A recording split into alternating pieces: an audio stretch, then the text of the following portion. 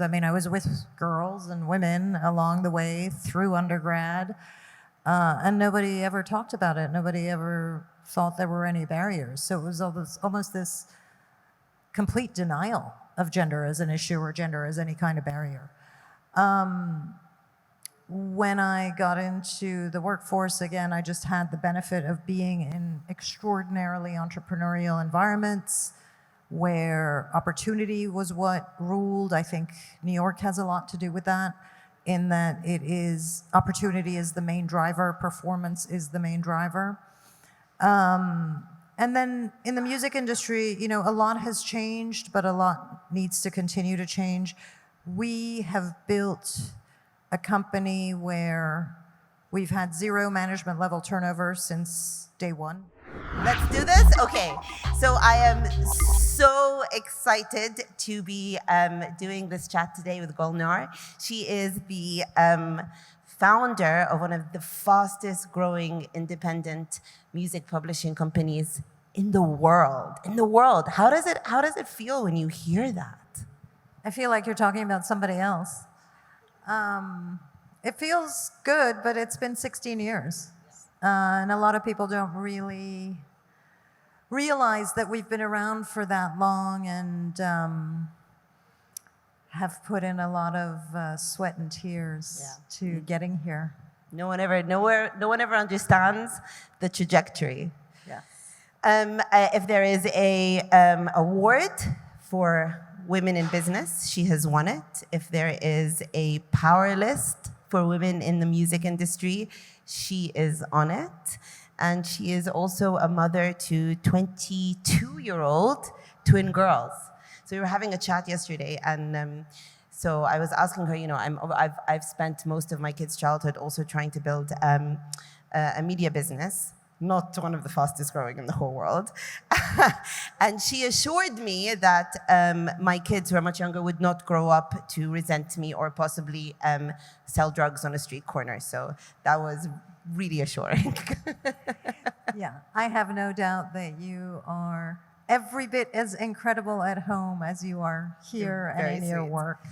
So this is your first trip to Saudi, and it's hot off the heels, of course, of you guys acquiring Saudi hip-hop label, Mastrix. So tell me how Saudi has treated you so far.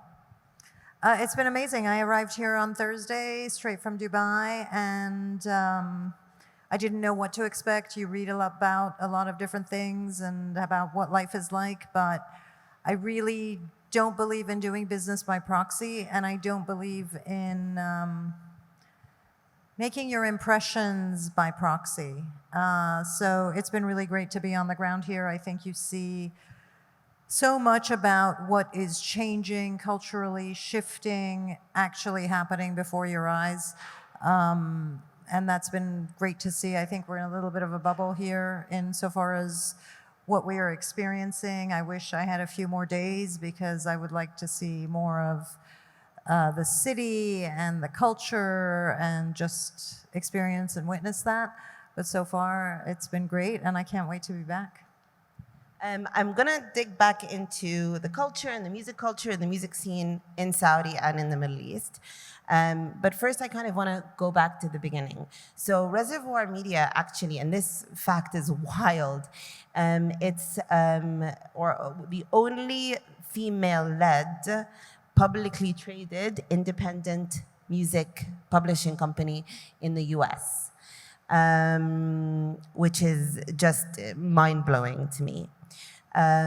Usually when I have the privilege and the opportunity to be on a panel with a successful and pioneering woman, I am loath to center the conversation around gender.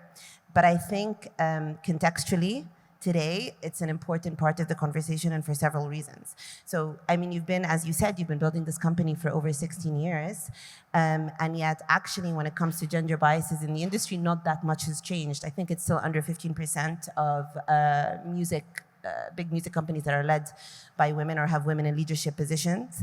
The second thing, of course, is, you know, Saudi right now is on this precipice of building its own music industry and its own music business, and perhaps there is an opportunity to learn from someone like you in order to do better. Third, of course, Saudi women, local Saudi women now have the opportunity, an unprecedented opportunity to enter this industry, and yet they will still have to contend with the deep-seated challenges we have when it comes to tradition and family and society. And finally, you said something interesting to me yesterday when you said, if we dismiss the challenges, then we will never be able to dismantle them. So I would really like you to talk about your journey and your challenges in this industry as a woman rising to the top, and how you dismantled and overcame them, and how you continue to survive them. Okay, that's like 20 questions right there. I'm going to remember them. Send in a report by the end of the week. So I don't think I've dismantled them. I think that at my own pace, on my own schedule, I have been able to navigate. I spent my entire educational background in single-sex education up until graduate school was the first time at Columbia Business School that I was in co-education. And funnily enough, gender was not an issue because we didn't have any barriers. I mean, I was with girls and women along the way through undergrad, and nobody ever talked about it. Nobody ever thought there were any barriers. So it was almost this complete denial of gender as an issue or gender as any kind of barrier. When I got into the workforce, again, I just had the benefit of being in extraordinarily entrepreneurial environments where opportunity was what ruled. I think New York has a lot to do with that, in that opportunity is the main driver, performance is the main driver. And then in the music industry, a lot has changed, but a lot needs to continue to change. We have built a company where we've had 0 management level turnover since day one. So in 16 years, we have had no one at a senior level leave the company. In that same 16 years, we have had 25 people leave the company in total. And how many people are in the company? That's with a head count now of over 100 people. That speaks a lot to culture. We also have, and we've been very lucky, we have had this organic approach to having a lot of women in leadership positions. Legends, really, who we are lucky to work with, that I am lucky to work with day in and day out. But that's all happened very organically. We've hired the best people for the jobs. Sometimes they've been women, sometimes they've been men. I think there's a lot of work to be done. The best source of information of what is happening insofar as gender and statistics goes comes from the University of Southern California's Annenberg Inclusion Initiative, and they have a lot of good data in there, and that data tells you there's a lot of work to be done. But if my approach is, look, I'm not going to be able to change the industry. I can have an impact at a ground level at the organization that I'm at, and if we as leaders can do that across multiple organizations, then we will have widespread impact. So that's our approach, and hopefully it will catch on and other people will do the same, and then you have this mass organic movement and cultural shift. But it takes time. What would you say to, for Saudi specifically, the people who now have the opportunity to make the decisions that will shape the culture of the industry here? What would you say to them that they need to be watching out for or focusing on when it comes to ensuring these inclusive spaces? I think the pace at which we do things is important, because audience needs to be afforded the opportunity of time to actually undergo a cultural shift and embrace and consume. And so that pace is really important. Platform is important. Audience and exposure is important. And just creating opportunity in a very organic way. So if all these things come together, perhaps it will set the stage. I think there was, in one of the other panels, a discussion on clean slate. You had said it was your favorite place to start, was a that clean you, Mai? slate. Yes. Okay.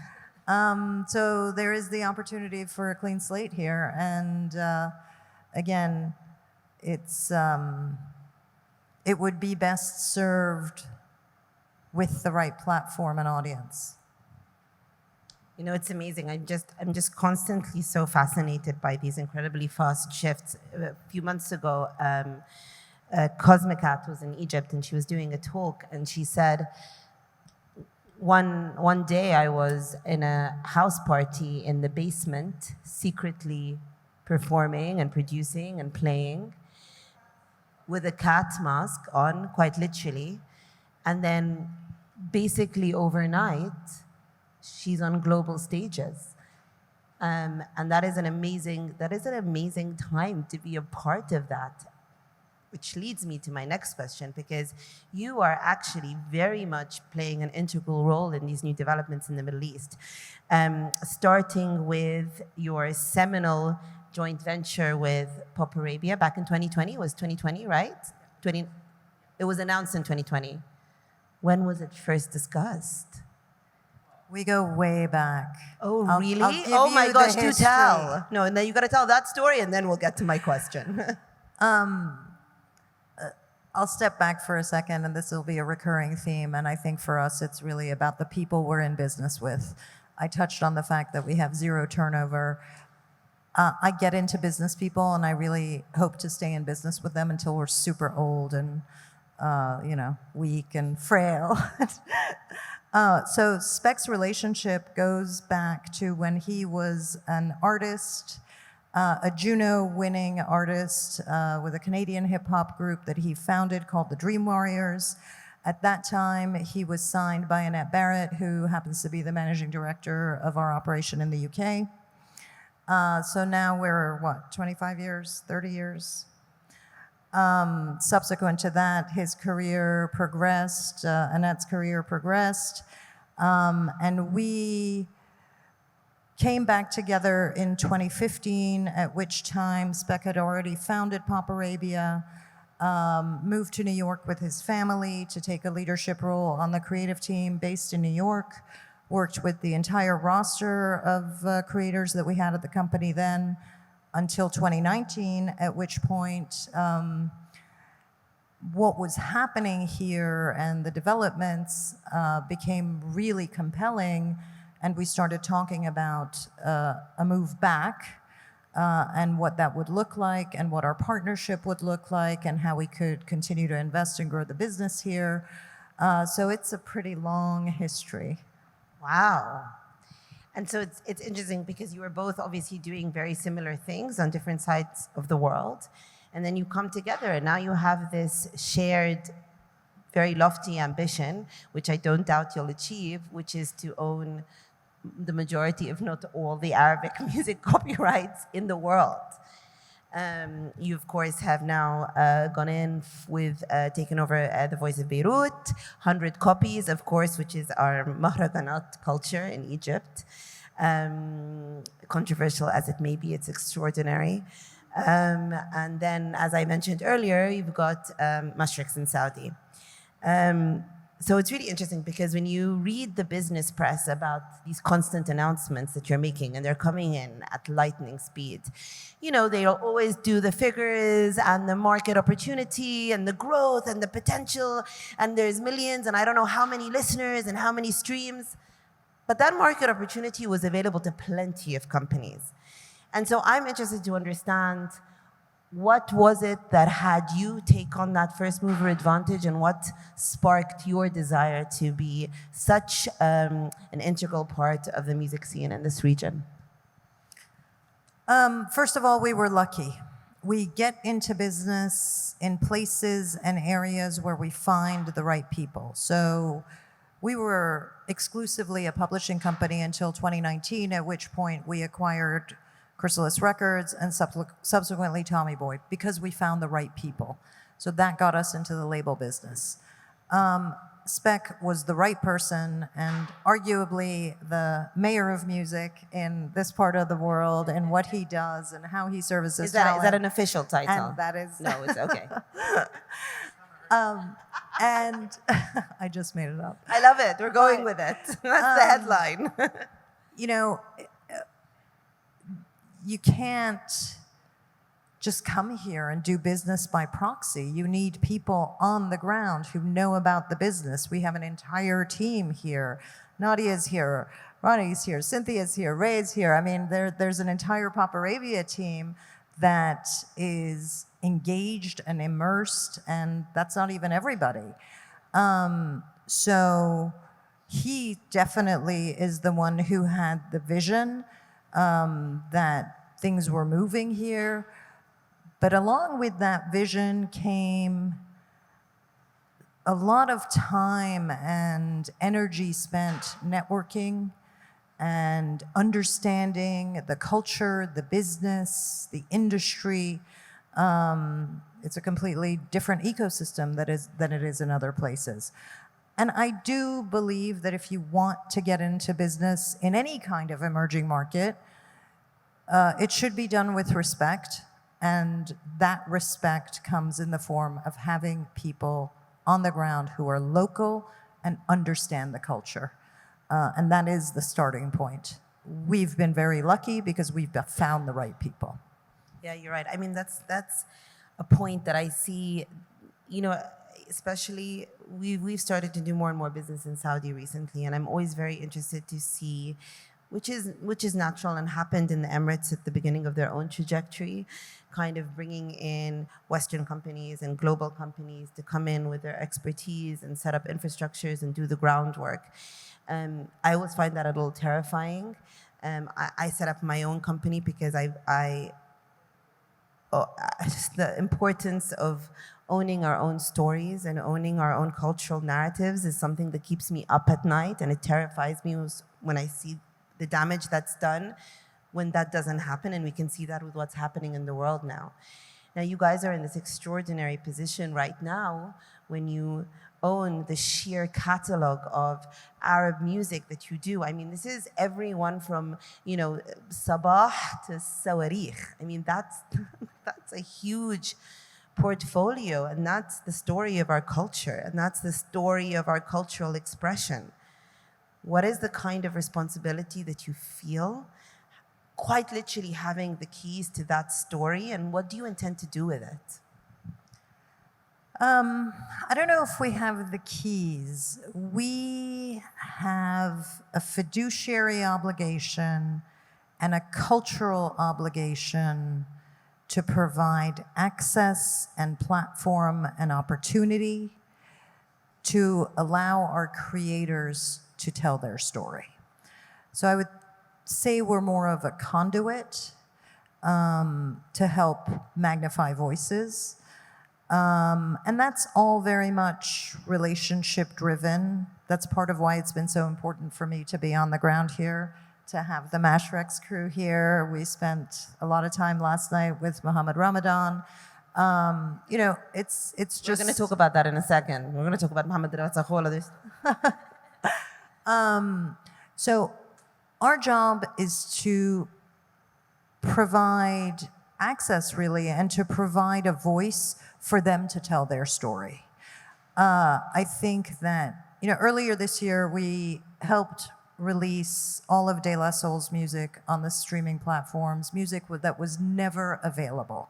People all asked, you know, it took us 18 months to do this, to actually clear all the samples and get the music digital ready. And first and foremost, it was our cultural responsibility.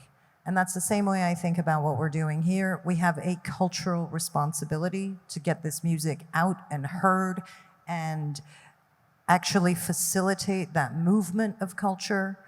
De La Soul's music is so meaningful to such a huge audience and has the ability to impact new audience. I see the same thing happening here. There is no reason why you don't have somebody in California listening to these guys. And so I really see it's a cultural responsibility. That's, it's, yes, absolutely. A round of applause, absolutely. So, of course, the real reason we brought you here today is to talk about Muhammad Ramadan. Superstar. It was my first time meeting him. It was? Okay, so tell Yes. me how that went. Tell me about your impression. Superstar. Yeah, we had a very good time. I understand he spends quite a bit of time here. Super bright, really just has an incredible vision about what's next and where he wants to go and where he sees his music going. Down to earth, and it was just really a pleasure.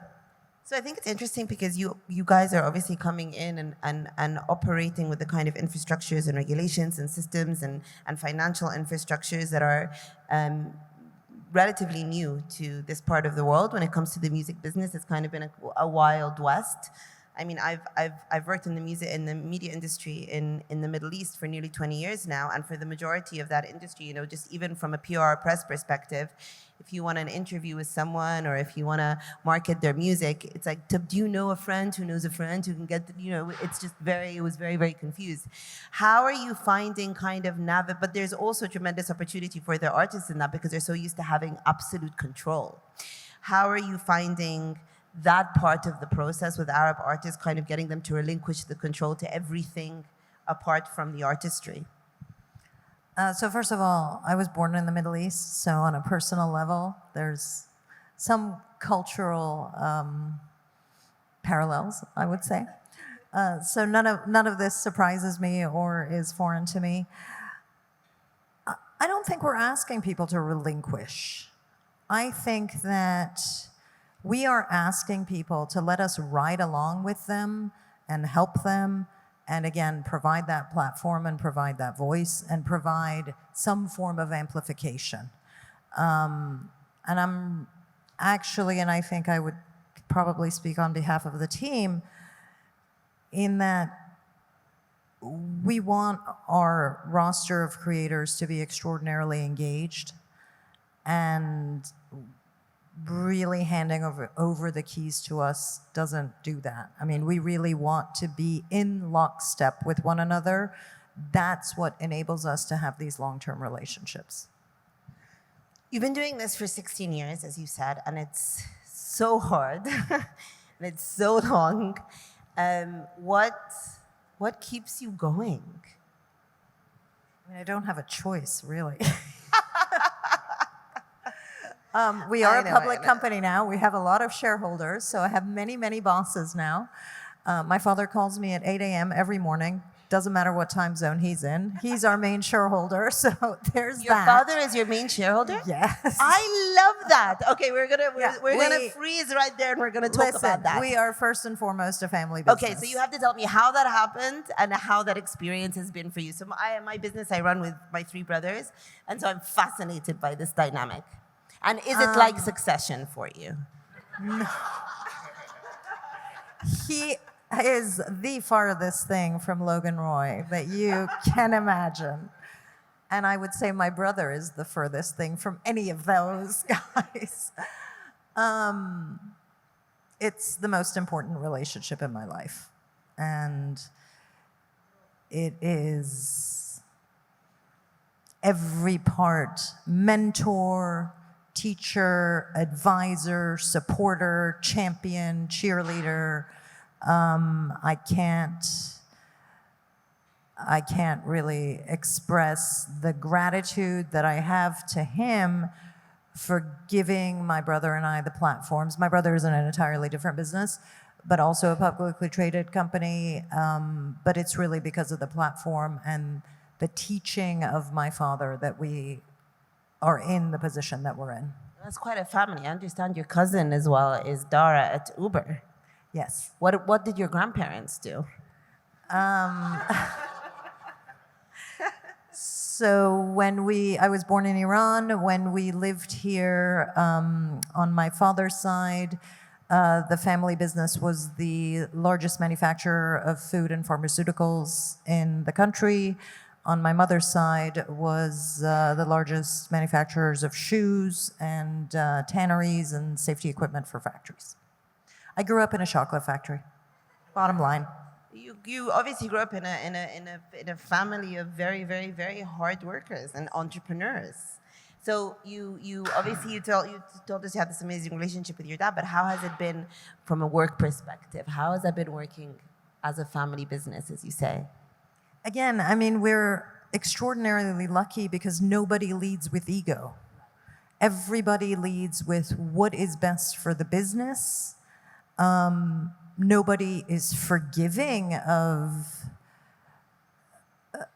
because we're family. We have the same level of forgiveness for one another as we would for a colleague.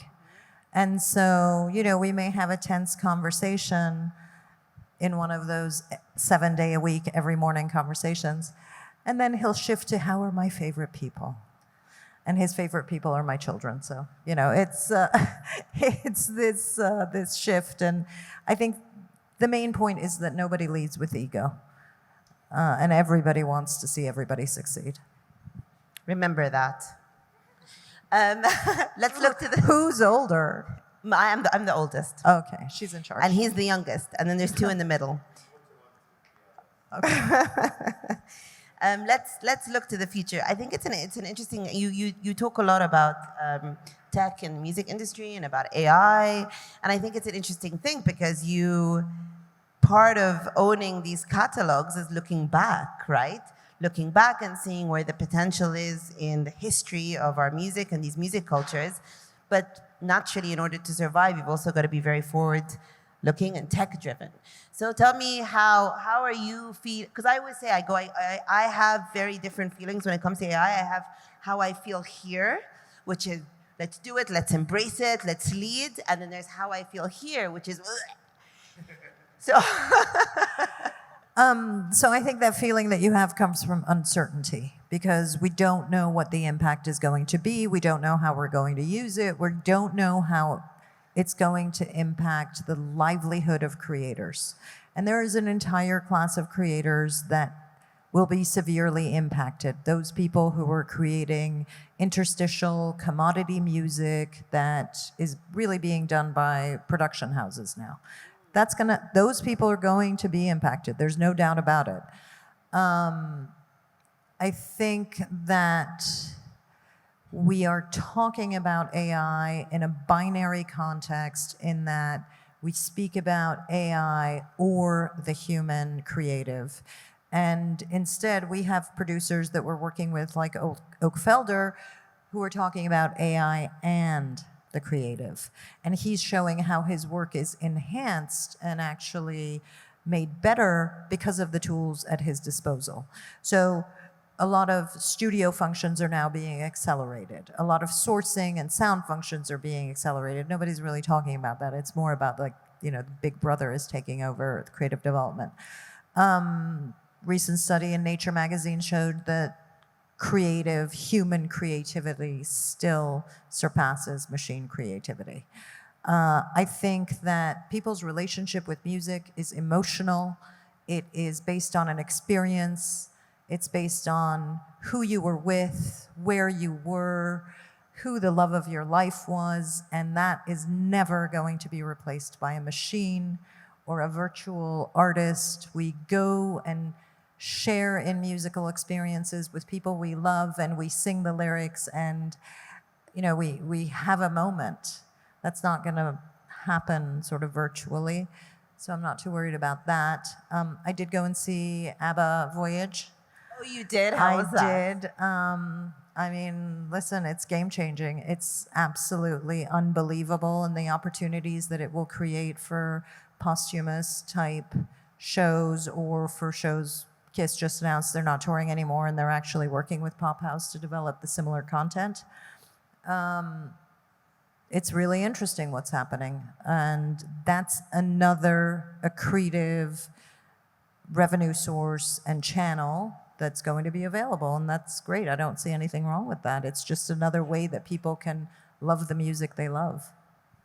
So speaking of the future, what's on the cards next for Reservoir Media and Pop Arabia? I think for us, it is still business as usual, continue to develop, continue to expand the roster of creators, continue to grow the company, very much in a similar strategic way that we have done, which is just to invest in high quality music and high quality people.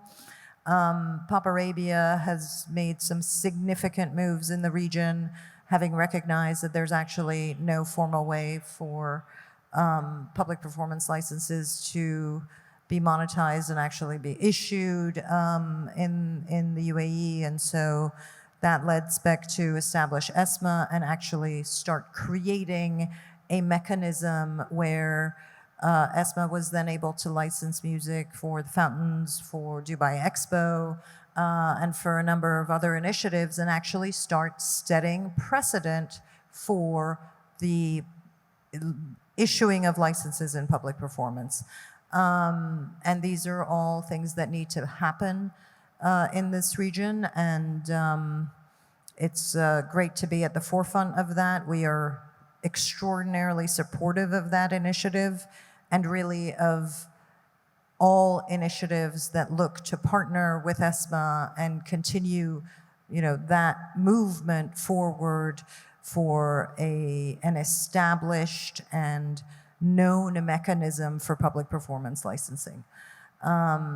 We have been at it for several years. I would say that the ESMA team is probably about 5 years ahead of this game, and it takes time, as you know. It takes time to actually create infrastructure, to do the data work, but then also to socialize and to engage with authorities and move this kind of initiative forward. So we're really excited about what lies ahead on that front because, again, it's an entirely new revenue stream for creators that we're not getting compensated in that area.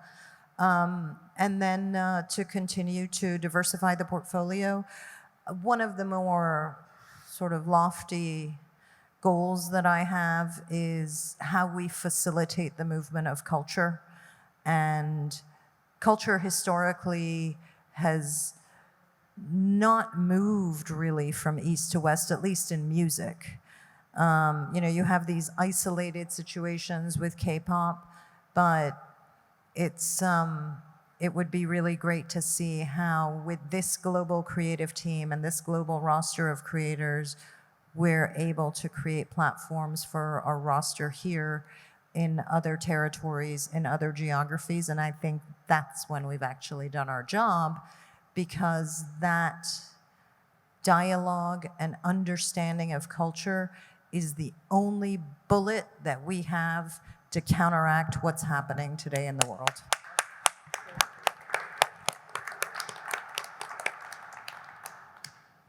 How much time do we have left? Because I could do this for, there's a clock. I just noticed This is that. the only thing I'm staring at the whole time.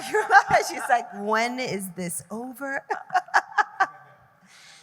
I don't know if I have more questions. What is giving you the most joy right now in your work, in the business? Being here. It really is. I mean, I told you, I was born in the Middle East. I'm not able to go home, and there's something about being tens of miles and hundreds of miles from a place you can't go where you were born versus thousands of miles. There was something that really moved me. I think it was at Billboard or when you'd won an award and you brought on this incredible Iranian performer onto the stage. And I thought that's so beautiful. As women, we always say if you have a seat at the table, you should always bring up a seat for the next woman. And I thought this was even more profound because what you did is you were putting up a seat for your whole culture during very challenging times. Tell me about that. So the event was Billboard's Women in Music event in March in Los Angeles. And they had asked me to make a statement about the women life freedom movement and generally what was happening in Iran. We're in music and it's a music event, so there should be a musical element. And so actually through Hans Zimmer, I sourced Chloe Pourmoradi, who is an Iranian Jewish guitar player, composer, extraordinarily accomplished, young, in her 20s, very vocal. And we brought Chloe out. She had written a song about transformation of good things to bad things. And then I made a statement about the issues that the women there are grappling with, but women all over the world are grappling with, but particularly the spotlight was on them after the murder of Mahsa Amini in September. That's, again, when you are on these lists and you get these awards and you have this platform, is it something that you have it as an intentional part of your mission to use that platform in those ways consistently, or is that just as a moment in time? And are you scared? Are you worried when you do it? I know in the region, all of us right now find ourselves in a position of, do we speak? And in speaking, what sacrifices do we make? I think we have an obligation to speak. I think that there is a delicate balance. I'm in a business where I represent thousands of artists and writers, so I'm never going to be 100% aligned with all of them. The company cannot represent everybody's views. Everybody's views are different. But I think that if you have a platform and you're a leader, you have an obligation to promote what's right and to use your platform in a way that is not inconsequential. Is that diplomatic enough? It was beautiful. It was perfect. I asked you yesterday when we were speaking about your connection to your culture, and I was really surprised to discover that you speak Persian and that you have taught your kids to speak Persian. And so tell me a little bit about that in terms of, has that affected your business trajectory? Has that affected you kind of holding on to those cultural traditions in your own mind? And that comes with a lot of things which we all know as women from this region what that means. And yet you went into an industry that is by default the opposite of that. Yeah. Did you ever find yourself having to sacrifice parts of who you are or losing opportunities? Because from what I could gather when we were speaking yesterday, it's a very important part of who you are and how you choose to raise your family. It is, and it's probably magnified because my kids are born and raised in the West, and so food and language are the key pillars of culture. We make sure we eat a lot of Persian food, and we make sure that the kids are fluent. Probably magnified and sort of exaggerated because at least there's no outlook that anybody's going to be able to immerse themselves in the culture locally anytime soon. So that's been my focus so that I can make sure that my children don't lose sight of where they're from, to have that connection. Because I remember yesterday you were like, which is something I certainly heard growing up, when you would say to your children, "Oh, but we don't do that. Yeah, that is not who we are. That is not who we are." Yes, but there must have except it's voiced differently in my household. In my household, that's not who we are. That's what I know. I know that tone of voice. I already know that tone of voice. But this is not who we are. Did that ever come into the equation as you started your career trajectory and built your business in a very challenging industry when it comes to these things? I mean, it probably did, but as I told you, because of the educational background that I was in, I just ignored it. Because it was never topical. It was never a barrier for us because, again, I was just with women. So I'm sure it did. I've sat in plenty of meetings and boardrooms, and I'm the only woman, and that continues today. But That's just the way it is. Do you think about, you see, because I'll go back to this because it's been 16 years and I've been doing I've been doing this for maybe 15 years off, aside from my original career. And there's a lot of times where I will think about succession.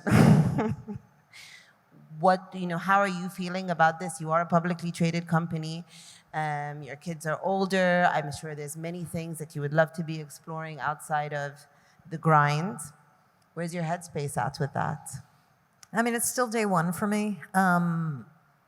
I'm fortunate enough in that everything I do is centered around music. I chaired Yo-Yo Ma's board for Silk Road for 12 years. That was a second full-time job. I sit on the board of the New York Phil. So everything that I do on an extracurricular basis is around music, and that really keeps me going. I do not think about my children in succession at all. They need to earn their way with a very, very high bar, and that. No, I meant succession as in handing over the reins of the company to to whomever. No, to whomever. Oh, to whomever.